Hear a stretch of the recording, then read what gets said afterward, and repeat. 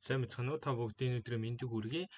Технологийн суурь шатны хичээлийн дараач өдөр эхэлж байна. За тэгэхээр өнөөдөр бидний бодох бодлого бид нар бодлого бодноо. За тэгээд бидний бодох бодлого юу вэ гэхээр 3 дахь хуваагдах гэдэг нэртэй бодлого байна. За энэ бол Спожийн 7110 дээр байгаа бодлого байгаа.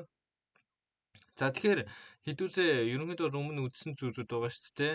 Хувьсагч зарлах мөн математик үйлдэлүүд нөхцөл шалгах гэдэг энэ зүйлсүүдэд мэдж байгаа зүйлсүүдэд ашиглаад хэдүүлээ энэ бодлогыг ерөнхийдөө бодох боломжтой. Ямар ч асуудалгүй бодох боломжтой. За тэгэхээр хэдүүлсэнд нь 4 тоо өгөх нь. За 4 тооноос хэдүүлээ 3 хуваагдах тоонуудыг олох нь байна. За тэгэхээр 4-нд инт төрлийн тоонууд одоо ирнэ, инпутээр ирнэ. За тэр нь 3 хуваагддаг тоонуудыг хэдүүлж олох нь байна. Тэндээс 3 хуваагддаг тоонууд. За тэгэхээр хэдүүлээ эндээс харъя та 3, 12, 8, 9 гэдэг тоонууд өгөгдсөн. 3 бол 3 хуваагдана, 12 3 хуваагдана, 8 3 хуваагдахгүй, 9 3 хуваагдана. За тийм учраас нийт 1, 2, 3 тоо байна те. Тийм учраас 3 гэдэг тоо буцаажээ. За энэ бодлогыг яаж бодох юм бэ гэхээр за хэдүүлээ яаж бид нар 3-ыг 3-т хувааж болдгийг яаж мэдж байгаа вэ гэдгийг ихтэй бодож үзье. За тэгэхээр 3-ыг 3-т хуваахын тулд нэгийг өгнө. 3 өгсөө ямар нэг үлдэгдэлгүй гарч ийн тэ. За тэгэхээр 12 3-т хуваасаа 4-ийг өгсөө 12 ямар нэг үлдэгдэлгүй гарч ийн. 9-ийг өгсөө 3-т хуваасаа 3-ыг өгсөө за уучлаарай энэ бол 9-тэй. За ямар нэг үлдэгдэлгүй гарч ийн. За 8 гэсэн чи яаж ийм гэхээр 8 3-ыг өгсөө за 3 хуваасаа 2-ыг өгсөө 6 2 гэдэг үлдэгдэлтэй гарч ийн тэ хуваахад. За тэгэхээр ерөнхийдөө одоо санааг нь ойлгосон байх гэж найдаж чинь үлдэгдлээр нь хэдүүлээ бодчих нь байна. За үлдэгдлийг олохын тулд хэдүүлээ ямар нөгөө математик үйлдэл ашигладаг үсэ. За энэ бол компьютер дээр байгаа онцгой үйлдэл шүү дээ тий. За ямар нэгэн тоо байна. За хэдүүлээ А гэдэг тоо байна. Тэрийг хэдүүлээ 3 хуваагаад үзвэл тэр нь хэрвээ тиг гарч байвал хэдүүлээ энэ бол 3 хуваагддаг тоо байна гэж үзэх нь байна тий. За тэнгуут хэдүүлээ энэ дээр нэг хувьсагч зарчий. Сам гэдэг нэртэй нэг хувьсагч зарчий. За энэ бол тэгтээ тэнцүү. За сам гэдэг хувьсагч тэгтээ тэнцүү 3 хуваагд болж байгаа юм чинь хэдүүлээ сам дээрээ нэгийг нэмчин тий. За сам дээрээ нэгийг нэмч. За би ингэж бичихгүй.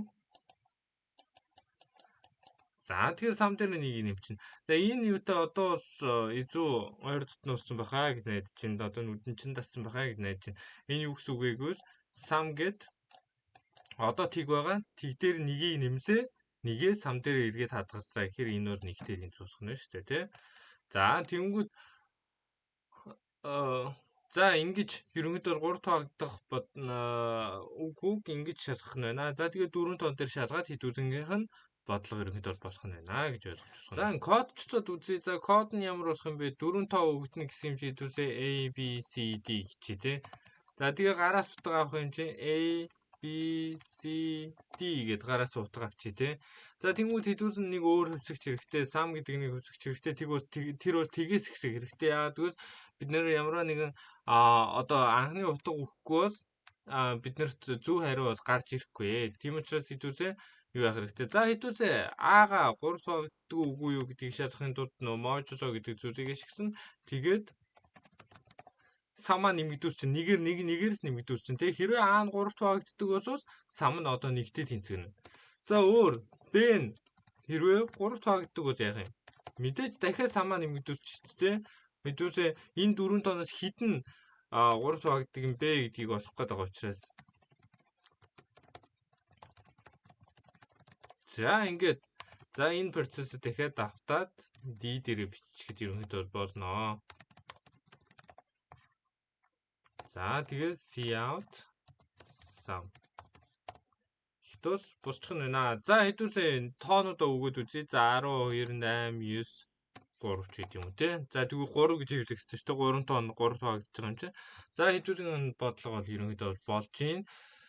За ерөнхийдөө бодлогын код нь бол ингэж бичигдэх нь байна. За тэгээд хэдүүлээ энэ кодоо Spoj дээрээ тавьж үзцгээе.